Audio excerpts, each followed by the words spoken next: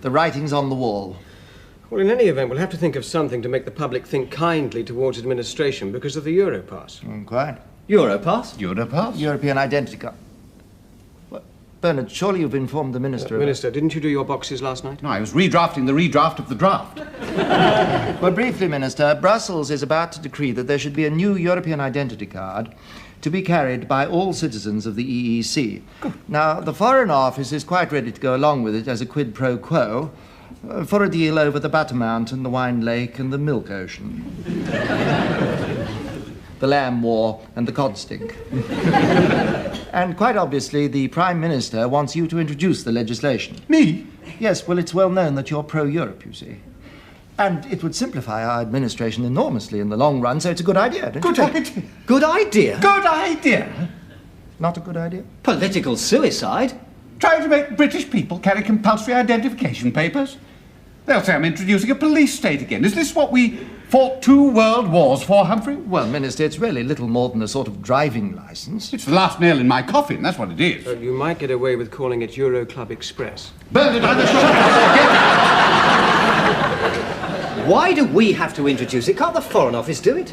Well, in fact, that was the Prime Minister's original suggestion, but the Foreign Secretary thought that this was a Home Office matter, and the Home Office took the view that it was essentially an administrative matter, and the Prime Minister agreed. They're all playing pass the parcel. Can you blame them when you can hear it ticking? Well, I'm afraid that the identity card bill is planned to be the last action of this department. Wonderful ammunition for the anti-Europeans. Yes, don't the Foreign Office realise what damage this will do to the European idea? Well, I'm sure they do. That's why they support it. Well, surely the Foreign Office is pro-Europe, isn't it? Yes and no. If you'll forgive the expression. The Foreign Office is pro-Europe because it is really anti-Europe. The civil service was united in its desire to make sure that the common market didn't work. That's why we went into it. What are you talking about? Minister, Britain has had the same foreign policy objective for at least the last 500 years, to create a disunited Europe. In that cause, we have fought with the Dutch against the Spanish, with the Germans against the French, with the French and Italians against the Germans, and with the French against the Germans and Italians. Divide and rule, you see.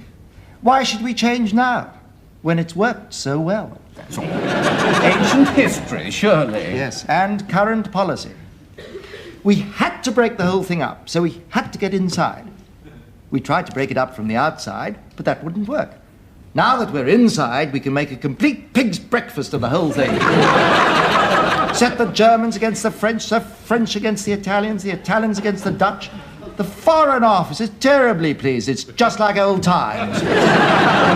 Surely we're all committed to the European ideal. Really, Minister? If not, why are we pressing for an increase in the membership?